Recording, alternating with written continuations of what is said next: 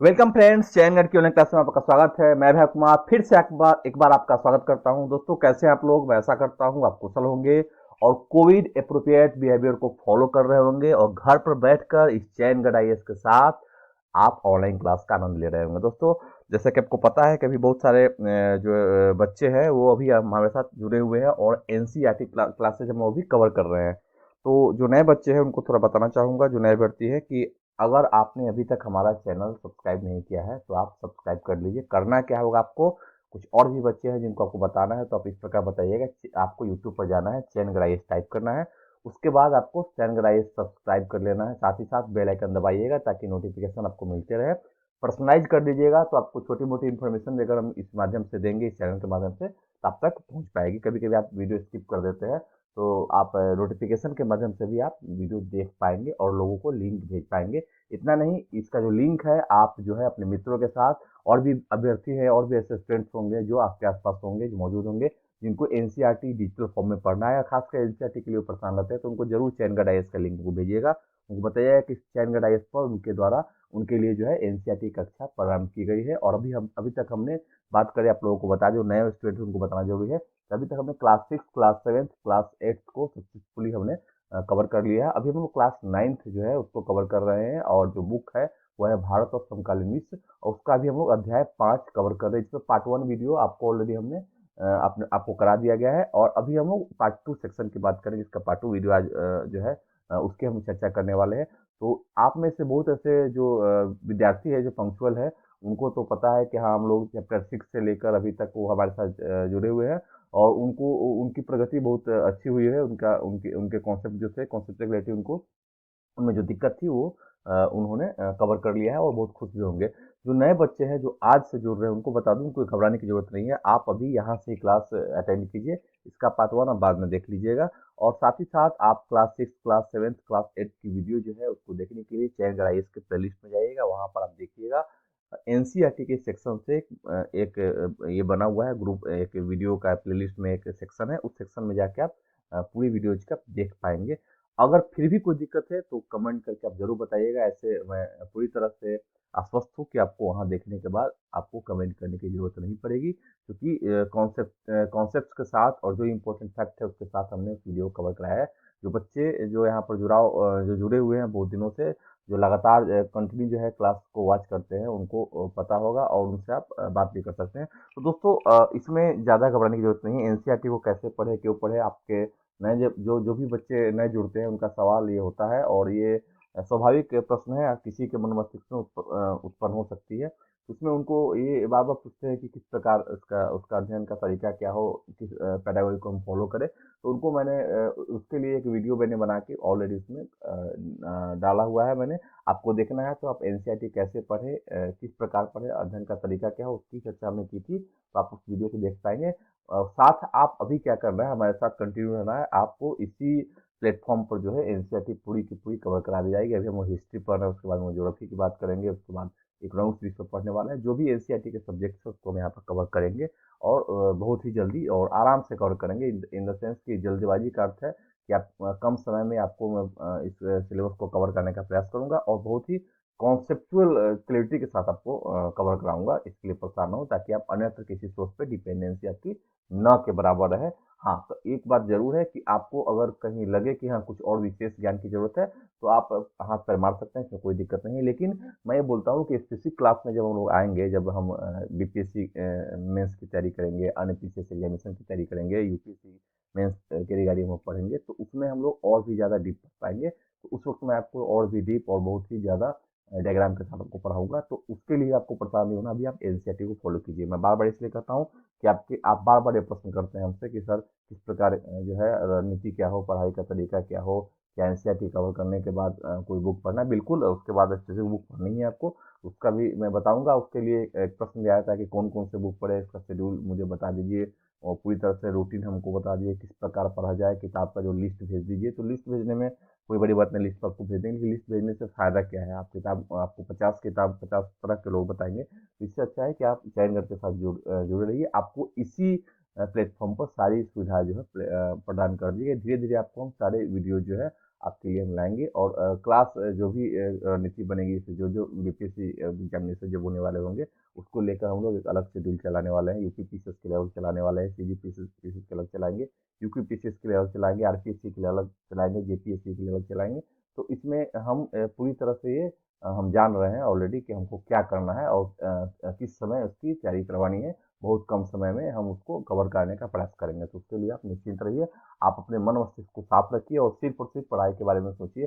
पढ़ाई के in the sense कि अभी हम जो कवर करा रहे हैं उसको ध्यान से कीजिए। एनसीईआरटी एक बार आपका कवर हो गया तो आपकी बेसिक्स जो है बहुत अच्छी हो जाएगी। उसके बाद हम कोई बुक के लिए जस्टिस कर पाएंगे, इसलिए मैं आपको बार बार कहता हूँ। दोस्तों अभी का जो हम लोग अभी जो है क्लास 9th जो है उसमें हम अध्याय 5 पढ़ रहे हैं। अध्याय 5 का शीर्षक जो है आदमी को इसमें चौराहे चरवाहे की बात हम लोग कर रहे थे। तो सॉरी, चरवाहे के बारे में हमने अभी तक पढ़ा कि पहाड़ों में रहने वाले जो चौराहे हैं, सॉरी चौराहे में बार बार बोल रहा हूँ, सॉरी, चरवाहे हैं उसमें उनका जीवन शैली कैसा होता है, उनकी आर्थिक क्रियाकलापें क्या होती है, उनका सामाजिक परिवेश क्या है, उनकी एक्टिविटी क्या होती है, उसके बारे में हमने पढ़ा। फिर हमने पठारी चरवाहे के बारे में पढ़ा, फिर हम लोग मैदानी चरवाहे के बारे में पढ़े और इसमें बहुत सारे चरवाहों से आपको हमने अवगत कराया और उनके जीवन शैली के बारे में बताया था। लेकिन ये याद रखिएगा औपनिवेशिक कालीन चरवाहे नहीं, औपनिवेशिक जब तक हम गुलाम नहीं हुए थे उससे पहले के चरवाहे के जीवन क्या है उसके बारे में, चरवाहा समाज के बारे में हमको बताया था। और बाद में औपनिवेशिक काल के दौरान इन जो है औपनिवेशिक नीतियों ने इनको किस प्रकार प्रभावित किया उसकी चर्चा हम आगे करेंगे। तो पार्ट 1 में हमने बस यही कवर किया था। आपको ज़्यादा थोड़ा थोड़ा आपको जो नए बच्चे हैं उनको ओवरव्यू कर देता हूँ। यहाँ पर देखिए हमने पढ़ा था कि किस प्रकार जो चरवाहे हैं उनका जीवन क्या होता है, उनके बारे में अभी तक हम लोग जस्टिस नहीं कर पाते थे। हम सिर्फ राजा महाराजा की ज़िंदगी पढ़ते थे और भी जो है कहानियाँ पढ़ते थे, क्रांतियाँ पढ़ते थे, विश्व के अन्य लोगों के बारे में पढ़ते थे, कल्चर के बारे में पढ़ते हैं, औपनिवेशिक देशों के बारे में पढ़ते थे, आर्थिक क्रियाकलापों में आर्थिक जीवन के बारे में हम कारीगरों के बारे में पढ़ते थे, शिल्पियों के बारे में पढ़ते थे। लेकिन कभी भी हम लोगों ने चरवाहे के बारे में पढ़ना उचित नहीं समझा। तो एनसीईआरटी का प्रयास है कि जो विश्व के जो भी चरवाहे समाज है उनकी बात करेंगे। तो इससे पहले पहले भाग में हमने भारत के चरवाहे के बारे में बात की थी और उस मैप में बताया था कि पहाड़ों में जो जम्मू कश्मीर के बारे में बताया था, गुजर बकरवाल समुदाय है, वो लोग भेड़ बकरियों के चराने का काम करते हैं। रेवर रखते हैं, मतलब विशाल झुंड होता है भेड़ बकरियों को, इसको चराने जाते हैं। तो इनका जीवन कैसा होता है, किस समय ये घूमते हैं, इनका जो है वर्षावन के दौरान कहाँ रुकते हैं, गर्मी के मौसम में कहाँ पर रुकते हैं, किस एरिया में, ठंडे के मौसम में फिर कहाँ चले जाते हैं, इसकी चर्चा हमने की थी। और इनका खास काम क्या होता है, इनके इनके समुदाय में जो लोग रहते हैं वो क्या काम करते हैं, उनकी आर्थिक क्रियाकलापें क्या होती है, उनकी महिलाएं जो हैं क्या होती है, स्थानीय मार्केटों में जो है घी मक्खन जो भी उत्पाद उनके उनके रेवरों से जो प्राप्त होता है, इनके मवेशी से जो प्राप्त होता है उसको बेचने जाते हैं।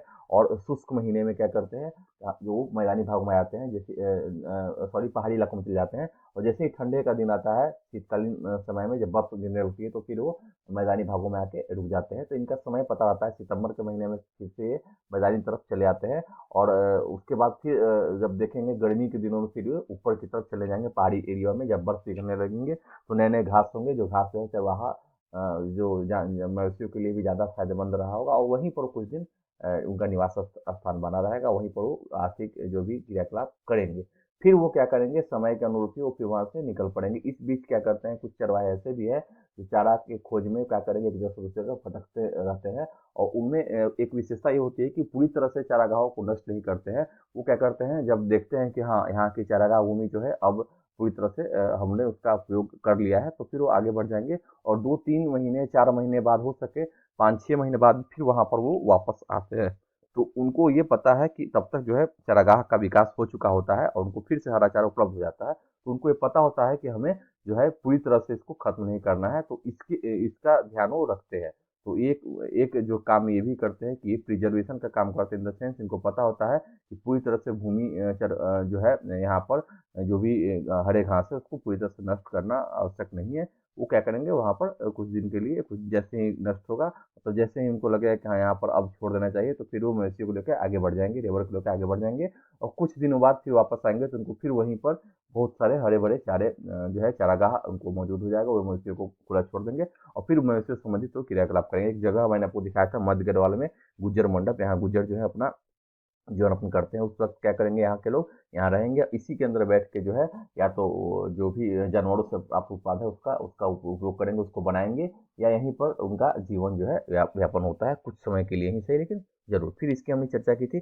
फिर एक आपको ये झुंड दिखाया था, इसमें फिर इसका भेड़ों से है ना, भेड़ यहाँ पर यहाँ पर ऊन उतरने का इंतजार कर रहे हैं। मतलब गर्मियों के दिनों में फिर से ये क्या करते हैं, ऊन उतार देते हैं और ऊन को फिर स्थानीय मार्केट में बेच देते हैं। यहाँ से वो स्वेटर वेटर या शॉल जो है वो खरीदते हैं, या इन्हीं सामग्रियों से बनाई जाती है। फिर क्या करेंगे, सर्दियों में चूंकि नहीं काटाते हैं, क्योंकि जानवर जो है ठंड से पाले से उनकी मृत्यु हो सकती है, तो ये काम ये करते हैं। फिर मैंने आपको बताया कि यहाँ पर देखिए ऊन उतारते हुए कुछ लोगों को मैंने दिखाया था। गद्दी जो है, गद्दी लोग ये ऊन उतारने का काम कर रहे हैं भेड़ों को, ठीक है, भेड़ों के साथ। अब हमने बात की थी पठारों, मैदानों, रेगिस्तानों में, तो पठारों की बात की थी कि यहाँ पर महाराष्ट्र के बारे में हमने बात की थी। और पश्चिम राजस्थान के थारा रेगिस्तान में रायका समुदाय की हमने बात की थी, ये ऊँट पालते हैं। और वहाँ धंगर जो है कि मवेशी खरीद की कटाई के बाद खेतों में बच गई ठूंठों को खाते हैं, उनके गोबर से खेतों को खाद मिलती है। मतलब एक तरह से देखिए, यहाँ कर्नाटका के क्षेत्र में भी जो लोग हैं उनको मैंने बात की थी किस प्रकार एक दूसरे के सहजीविता का भाव इनमें है और एक दूसरे के प्राकृतिक सहयोग से जीते हैं। तो वहाँ के लोग भी इनका स्वागत करते हैं, क्योंकि चरवाहा समुदाय जो है उनको मवेशी प्रदान करते हैं कृषि कार्य के लिए, हल जोतने के लिए उनको मवेशी भी उपलब्ध हो जाती है। और स्थानीय लोगों से अनाज लेके ये उसका उपभोग भी करते हैं। हो सके जो चावल जो है, चावल कोकनी प्रदेश में चावल होता है वो इनको प्राप्त होता है, वो चावल लेके फिर अपने मूल क्षेत्र में वापस ले जाते हैं, क्योंकि वहाँ पर ज्वार बाजरे जैसे मोटे अनाज होते हैं, चावल की खेती वहाँ पर नहीं होती है। तो इस प्रकार ये आदान आर्थिक क्रियाकलाप जो करेंगे, आदान प्रदान भी करेंगे, और मवेशी चराने की अनुमति भी मिल जाती है। और जो फसल कटाई के बाद जो ठूठ बचते हैं खेतों में, उसको मवेशी चर के उसको साफ कर देते हैं। वहाँ पर गोबर भी जो है, मवेशी जो है गोबर भी वहाँ उनके गोबर से क्या होता है, खेती में एक प्रकार से खादर का भी प्रयोग, उनको उनको खादर भी उनके उपयोग में लाई जा सकती है। और इस प्रकार कुछ दिनों तक वहाँ पर रुकेंगे, फिर वो अपने मूल स्थान पर लौट जाएंगे। तो उसकी बात हमने यहाँ पर की थी। अभी तक जिन्होंने नहीं देखा है उसको मैं बता दूं कि इसका पार्ट 1 वीडियो जो है उसमें आप देख लेंगे। मैंने ये पूरी तरह से एक एक एक करके मैंने उसको पढ़ाया है, तो वहाँ पर आपको ज़्यादा डीप में पढ़ाया गया है। फिर यहाँ पर मैं सिर्फ एक सूचना के तौर पर, इन्फॉर्मेशन के तौर से बात कर रहा हूँ। फिर मैंने बात की कि किस प्रकार यहाँ के लोग जो है, एक मार्केट लगता है पश्चिम राजस्थान में, बड़ौतरा स्थित ऊँट मेला, इसमें ऊँटों की खरीद फरोख्त होती है, और भी जानवर घोड़े भी लाए जाते हैं। और यहाँ पर एक व्यापारिक केंद्र है जहाँ पर मवेशियों को यहाँ पर लाया जाता है। जैसे आप बिहार में सोनपुर मेला की बात सुनेंगे, वहाँ भी मवेशियों को लाया जाता है, ठीक है। तो वहाँ मवेशी की खरीद फरोख्त की जाती है। यहाँ पर देखिए पुष्कर का एक ऊँट मेला है। यहाँ पुष्कर जो है राजस्थान में, यहाँ पर ऊँटों का मेला हुआ है। यहाँ ऊँटों की खरीद फरोख्त की क्रियाविधि यहाँ पर काम यहाँ पर किया जाता है। फिर एक मैंने फिर दिखाया था मारू रायकाव की वंशावली बताने वाले, यह मारू समुदाय के लोग हैं जो रायकाव के वंशावलियों को बताते हैं। मतलब इनके पूर्वज कौन थे, किस प्रकार की उनकी आर्थिक गतिविधियाँ थी, उनके बारे में बताते हैं। उनका जीवन शैली क्या है, उनका खान पान क्या है, उनके रहन सहन के बारे में ये बात करते हैं। तो इसको भी मैंने आपको दिखाया था। फिर एक दृश्य देखिए, चरगाहों की तलाश में निकले मालधारी चरवाहा, उनके गांव कच्छ की रणमिति, मतलब गुजरात के क्षेत्र में ये जो चरवाहा समुदाय है, ये हरे चारे की खोज में अपने मवेशियों की झुंड के साथ निकलते हैं। अब हम जो है पार्ट 2 यहाँ से हम लोग शुरू करने हैं, पार्ट 2 सेक्शन हम शुरू करेंगे। और इसमें इसका जो मेन है ये है औपनिवेशिक शासन और चरवाहों का जीवन। मतलब औपनिवेशिक शासन के दौरान चरवाहों का जीवन कैसा रहता है, उनमें क्या परिवर्तन देखने को मिलेंगे, परंपरागत रूप से जो उनकी जीवन शैली, उसमें क्या आप देखेंगे, नीति औपनिवेशिक नीतियों ने क्या उनमें प्रभाव डाला, क्या वो प्रभाव सकारात्मक रहा या नकारात्मक उसका इम्पैक्ट पड़ने वाला है। तो यही हम लोग भी चर्चा करने वाले हैं। तो औपनिवेशिक कालीन चरवाहे का जीवन कैसा है, इसकी बात हम करेंगे। चरवाहों के जीवन के बारे में बात करने वाले हैं, और इससे पहले का जीवन कैसा था, उनसे उनकी हम तुलना करेंगे, तभी हम समझ पाएंगे कि आखिर निरंतरता और परिवर्तन के जो बिंदु हम जो रेखांकित करेंगे कि आखिर पहले का जीवन और अभी के औपनिवेशिक काल के जीवन में हम तुलना करेंगे, तो हम ज़्यादा समग्रता समझ पाएंगे कि आखिर क्या बदलाव महसूस किए गए और इनका जीवन फिर क्या हो गया। क्या ये चरवाहा समाज है, अपना पेशा, अपने पेशे को बदल देते हैं, या कुछ उन क्षेत्रों में उनके जब आवागमन को उनको प्रतिबंधित कर दिया जाता है, तो क्या उपाय, वैकल्पिक तलाश उपाय क्या करते हैं, इसी की हम चर्चा करने वाले हैं। तो देखिए यहाँ से हम शुरू करें। तो जो नए बच्चे हैं उनको बता दूं कि आप एक पेन डायरी लेके जरूर बैठिएगा। जो भी इंपॉर्टेंट फैक्ट्स होगा उसके आप वहाँ पर राइट डाउन जरूर कीजिएगा। जैसे पिछले क्लास में मैंने बताया था, विभिन्न समुदाय जो कहाँ कहाँ रहते हैं, उनका मूल स्थान कहाँ है, किस राज्य में रहते हैं, उनकी जीवन शैली क्या है, उसके बारे में आपको एक स्ट्रक्चर बनाने को कहा गया था। और उसके बारे में थोड़ा उसको याद करना था, कहीं पूछा जाए अगर मैच के फॉलोइंग में उनको डाला जाए, तो आप जरूर उसके साथ जस्टिस कर पाएंगे, आप फुल मार्क्स उठा पाएंगे। तो इसलिए वो काम आप जरूर कीजिएगा। तो चलिए आज का जो कार्यक्रम है यहाँ से मैं शुरुआत कर रहा हूँ। औपनिवेशिक शासन के दौरान चरवाहों की जिंदगी में गहरे बदलाव आए। उनके चारागाह सिमट गए, इधर उधर आने जाने पर बंदिशें लगने लगी, और उनसे जो लगान वसूल किया जाता था उसमें भी वृद्धि हुई। खेती में उनका हिस्सा घटने लगा, और उनके पेशे और हुनर पर भी बहुत बुरा असर पड़ा। आइए देखें कि यह सब कैसे और क्यों हुआ। वही बात करेंगे, कैसे और क्यों, यही दोनों के जो सवाल है, इसी की चर्चा भी हम करने वाले। एक स्रोत में पढ़ पढ़ लेता हूँ। एच एस गिब्सन वन उप संरक्षक, दार्जिलिंग ने 1913 में लिखा था। दार्जिलिंग के ये वन उप संरक्षक थे। उन्होंने एक वहाँ पर जो भी वो जब रहते थे, उन्होंने एक ब्यौरा दिया है, उस ब्यौरे को हम पढ़ेंगे। चरवाही के लिए प्रयोग किए जा रहे जंगल को किसी और काम के लिए प्रयोग नहीं किया जाएगा और वहां से इमारती लकड़ी या ईंधन इकट्ठा नहीं किया जाएगा जो मुख्य वन उत्पाद होते हैं। अब यहाँ देखिए, यहाँ पर मैंने आपको बताया था कि औपनिवेशिक काल में इनको इमारती लकड़ी की जरूरत है और रेलवे के स्लीपरों की जरूरत है, बोट बनाने के लिए, जहाजों के लिए यहाँ लकड़ियों की जरूरत है। तो वो क्या करेंगे, पूरी तरह से प्रतिबंध लगा देंगे, एक नोटिस जारी करेंगे। उसी नोटिस को हम ही पढ़ रहे हैं। इसको बोल सकते हैं औपनिवेशिक काल में जो राजज्ञाएं हैं, इसकी हम बात कर रहे हैं, सरकारी निर्देश के लिए ये बात कर रहे हैं। अब हम देखते हैं एक एक बात का। पहली बात के रूप में हम देखेंगे इसमें यहाँ अंग्रेजों ने क्या अंग्रेजों ने बहाना बनाया या क्या विकल्प उन्होंने रखा, या क्या पहले तो विकल्प रखा जाएगा उनके पास क्या ये करेंगे।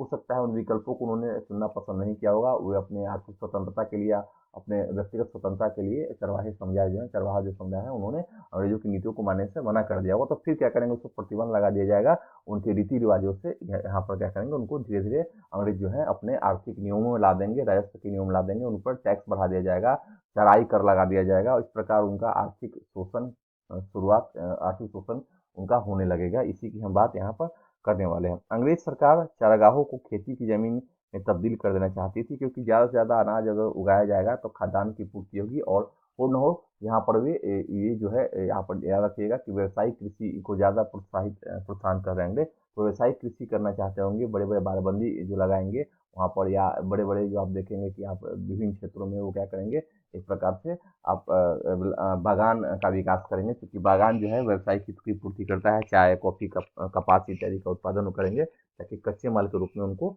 वहाँ से उत्पाद प्राप्त हो सके, जिसको तैयार माल करके और विभिन्न देशों में जाके उसको बेच के मुनाफा कमा सके। तो यही इनका मुख्य मकसद रहता है। अब यहाँ देखिए, जमीन से मिलने वाला लगान उसकी आमदनी का एक बड़ा स्रोत था। खेती का क्षेत्र बढ़ने से सरकार की आय में और बढ़ोतरी हो सकती थी। इतना ही नहीं, इसमें जूट, पटसन, कपास, गेहूं और अन्य खेतीय चीजों के उत्पादन में भी इजाफा हो जाता है, जिनकी इंग्लैंड में बहुत ज्यादा जरूरत रहती थी, क्योंकि इंग्लैंड में औद्योगिक क्रांति का दौर है। वहां पर नगरीकरण के खाद्यान्न जरूरतों को पूरा करने के लिए उनके उनकी जो है भौतिक वस्तुओं की पूर्ति हेतु भी ये जरूरी है। तो इसलिए वहाँ से प्रभावित होकर वहाँ के जीवन शैली को फुलफिल करने के लिए वो क्या करेंगे, औपनिवेशिक देशों में नए नए नियम लगाएंगे ताकि उनसे उनको ज्यादा मुनाफा हो पाए। अंग्रेज अफसरों को बिना खेती की जमीन का कोई मतलब समझ में नहीं आता था। उनसे न तो लगान मिलता था और न ही उपज। अब देखिए, चरवाहा चरवाहा जो है, चरवाहा समाज जब वो मवेशी को चराएंगे तो उनके नजर में है कि ये तो बेकार का काम है, क्योंकि ये भूमि इसी तरह पड़ी हुई है, इसका कोई आर्थिक उपयोग नहीं है।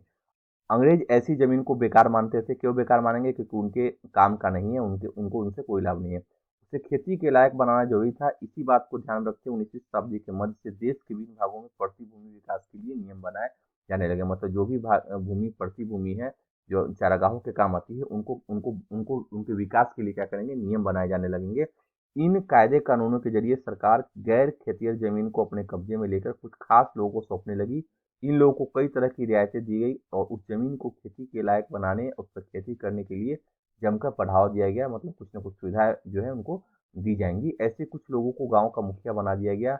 इस तरह कब्जे में ली गई ज्यादातर जमीन चरागाहों की थी, जिनका चरवाहे नियमित रूप से इस्तेमाल किया करते थे। इस तरह खेती के फैलाव से चरागाह सिमटने लगे और चरवाहों के लिए समस्याएं पैदा होने लगी। पहले आप देखिए, सबसे पहला जो पॉइंट है इसमें है कि वो चरवाहे जो लोग जो जिस भूमि पर वो चारागाह उनको उपलब्ध होती थी, उनका वो क्या करेंगे, वो उनको हस्तगत कर लेंगे और वहाँ किसी मुखिया के अधीन उस जमीन को कृषि के विकास के लिए दे देंगे। उनको कुछ प्रोत्साहन देंगे, उनको नियम कायदा बना देंगे उनके लिए, उनको कुछ संरक्षण देंगे और कहेंगे इन पर आप कृषि कीजिए। और इस प्रकार देखिए, चरागाहों के लिए जो है, चरवाहों के लिए समस्या पैदा यहाँ पर हो जाएंगी। ठीक है।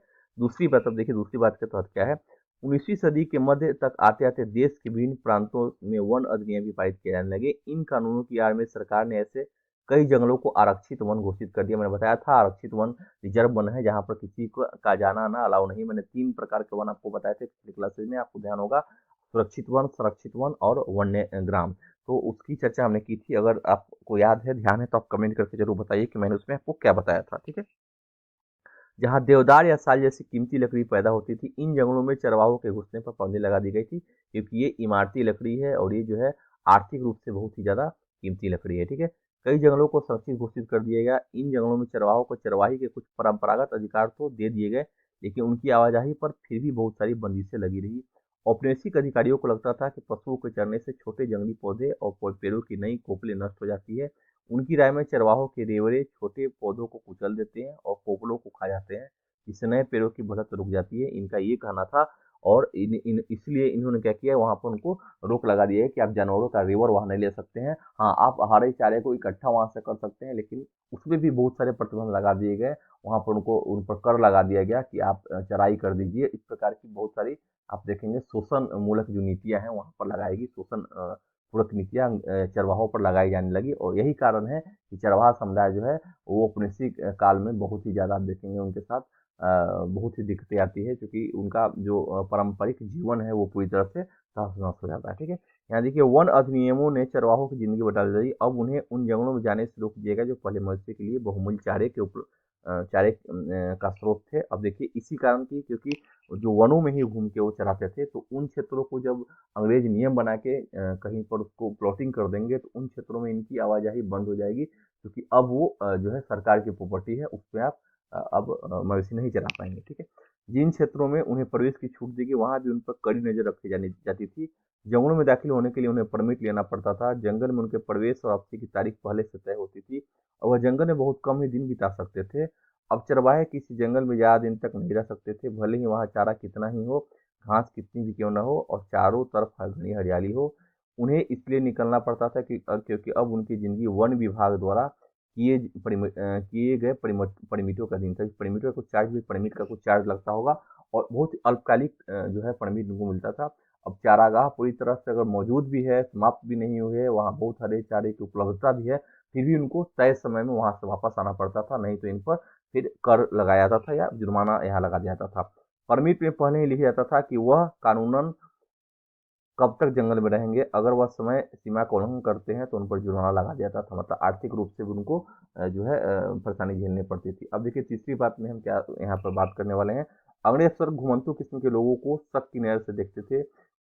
वे गांव-गांव जाकर अपनी चीजें बेचने वाले कारीगरों व व्यापारियों और अपने जेवर के लिए हर साल नए-नए चारागाहों की तलाश में रहने वाले, हर मौसम अपनी रिहायशी बदल लेने वाले, मतलब अपना इलाका, अपना रहने का स्थान, चरवाहों पर यकीन नहीं कर पाते थे। वे चाहते थे कि ग्रामीण जनता गाँव में रहे, उनकी रिहाइश और खेतों पर उनके अधिकार तय हों। इस तरह की आबादी की पहचान करना और उसको नियंत्रित करना ज़्यादा आसान था, जो एक जगह टिक कर रहती हो। अब देखिए, ये है कि अस्थायित्व की बात करेगा कि अस्थायी रूप से चरवाहे चरवाहे अगर रहेंगे या लोग रहेंगे, तो उन पर नजर रखा सकता है, जनगणना भी उनकी की जा सकती है।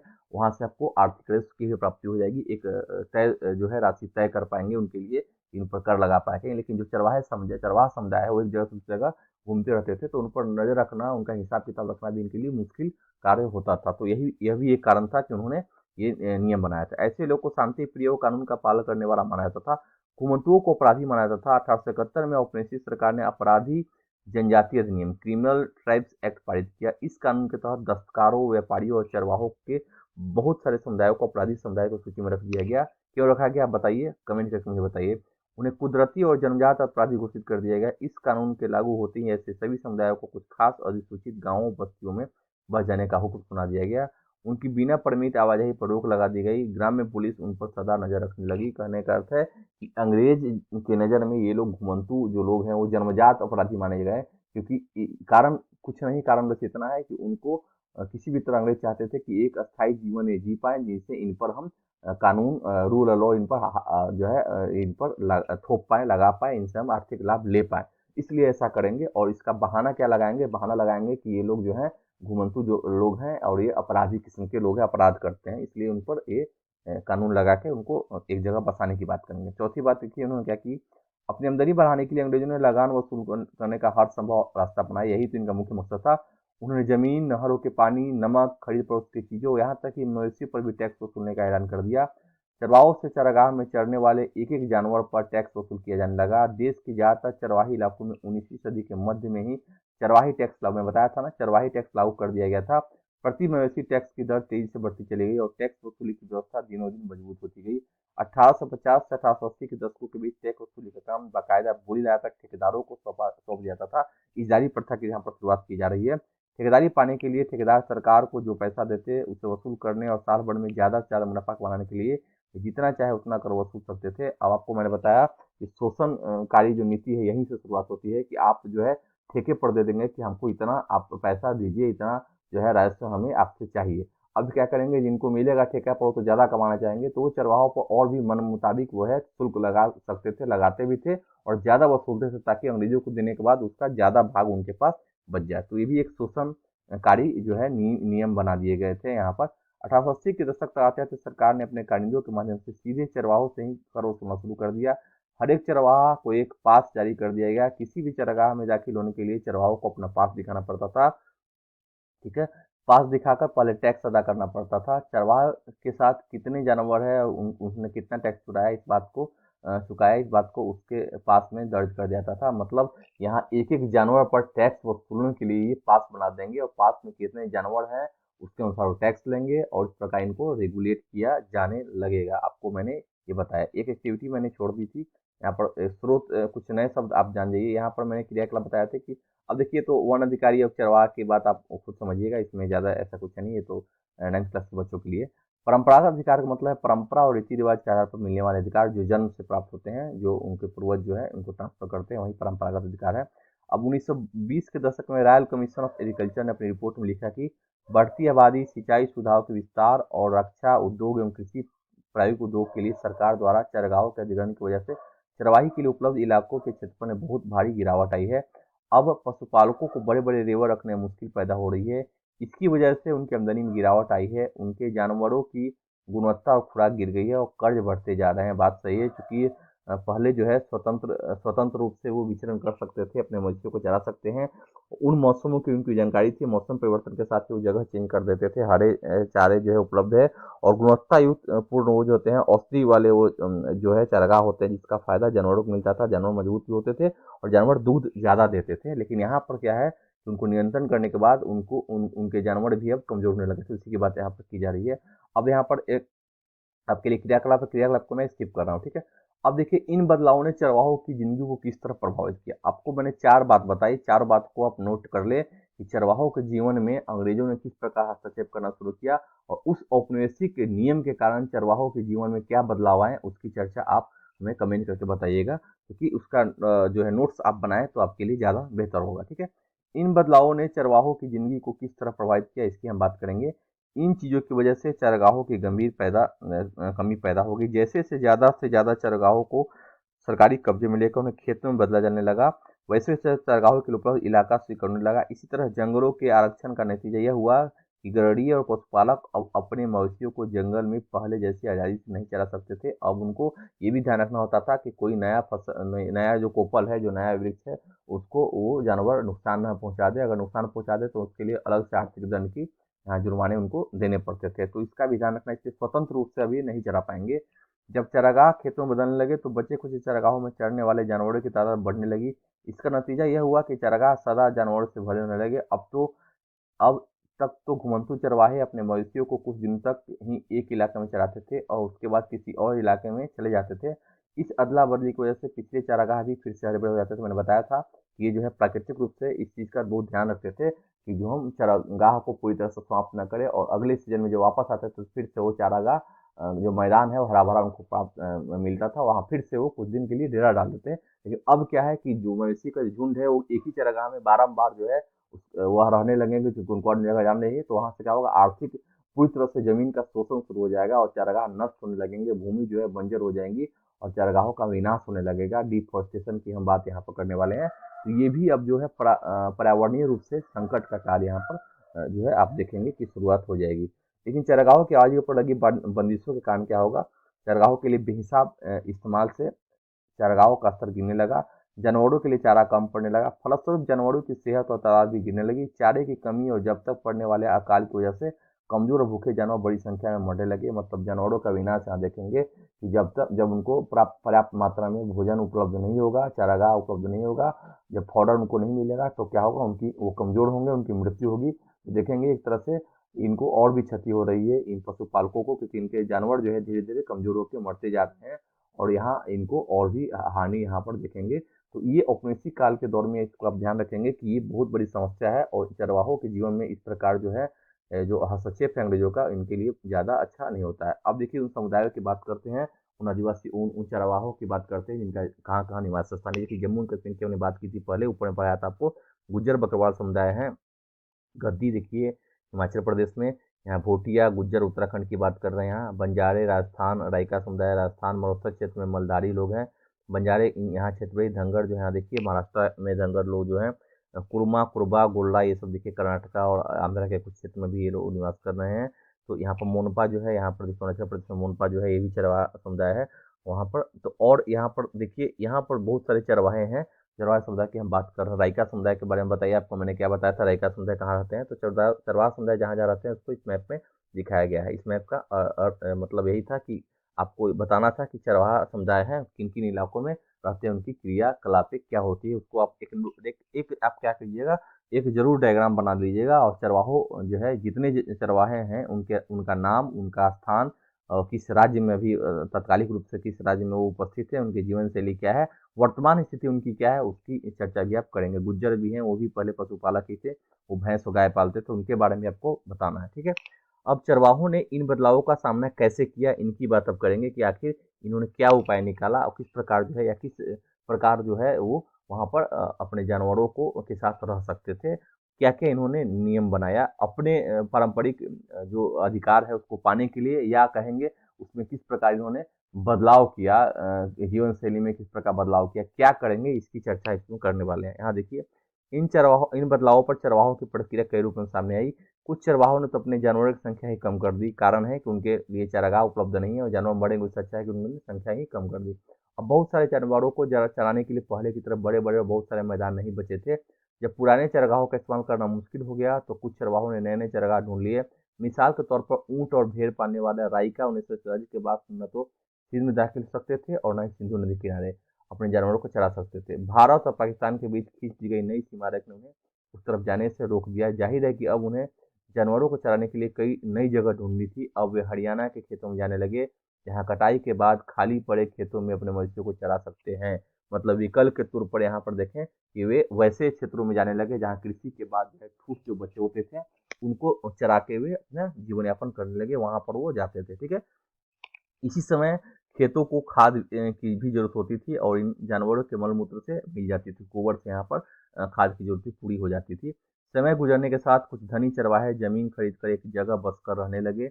उनमें से कुछ नियमित रूप से खेती करने लगे जबकि कुछ व्यापार करने लगे। जिन चरवाहों के पास ज्यादा पैसा नहीं था वे सूदखोरों से ब्याज पर कर्ज लेकर दिन काटने लगे। मतलब ये कर्ज के जंजाल में फंस जाएंगे। इस चक्कर में बहुतों के मवेशी भी हाथ से जाते रहे और मजदूर बनकर रह गए।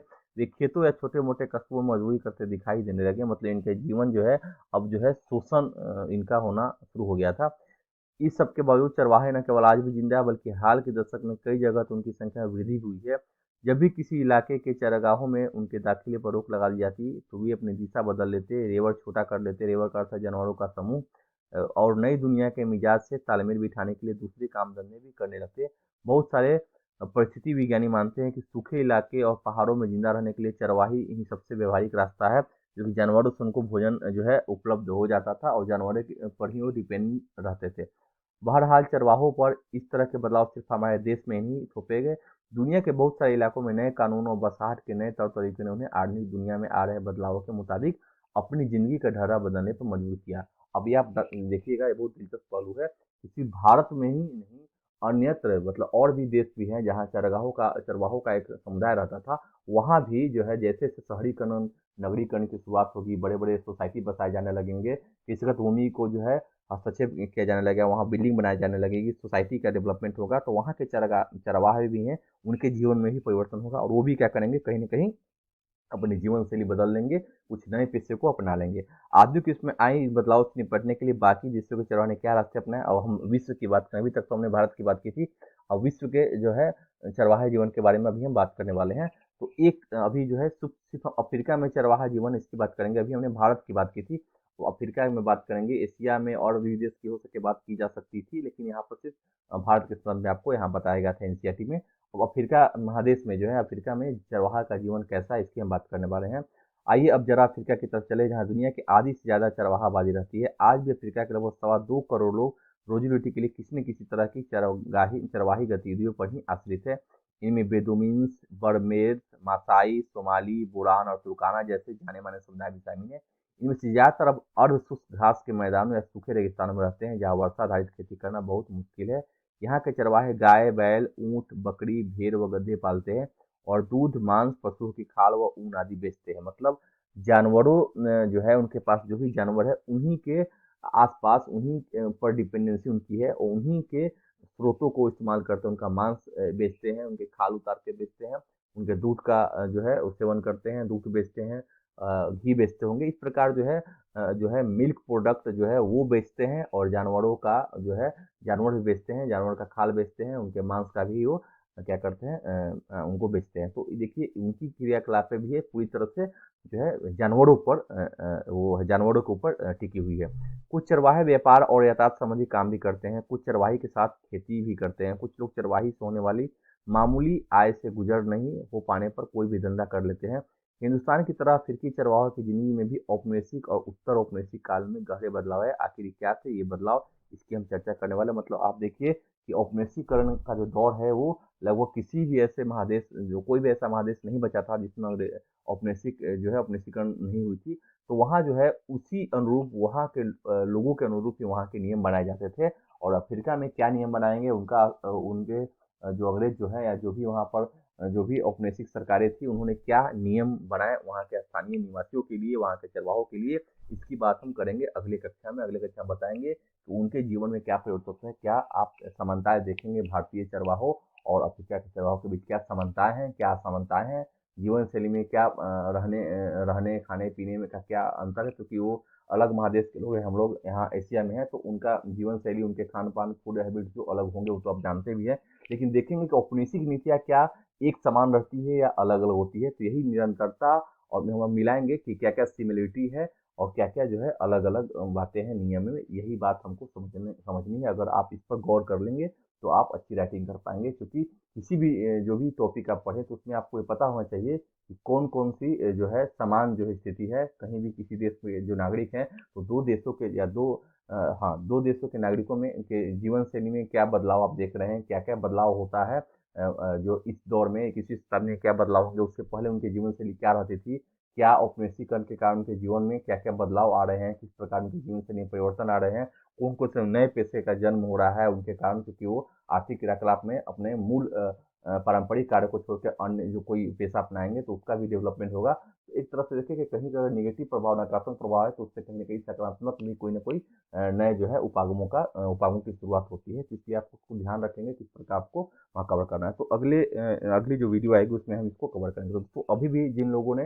जो नए बच्चे हैं उनको उनसे आशा करता हूँ कि इन्होंने इस क्लास का आनंद लिया होगा और मैं आपको ये विश्वास दिलाता हूँ कि आप परेशान मत होइए, बस चैनगट की इस एपिसोड के साथ आप लगे रहिए, आप जुड़े रहिए, आपको परेशानी नहीं होगी। मैं कोशिश करता हूँ, हमेशा मेरी कोशिश रहती है कि आपको अच्छी तरह से जो है गुणवत्तापूर्ण को आपको शिक्षित किया जाए, आपको बताया जाए कॉन्सेप्ट जो आपके कॉन्सेप्चुअल क्लैरिटी में जो दिक्कत है उसको दूर करने का प्रयास हम करेंगे।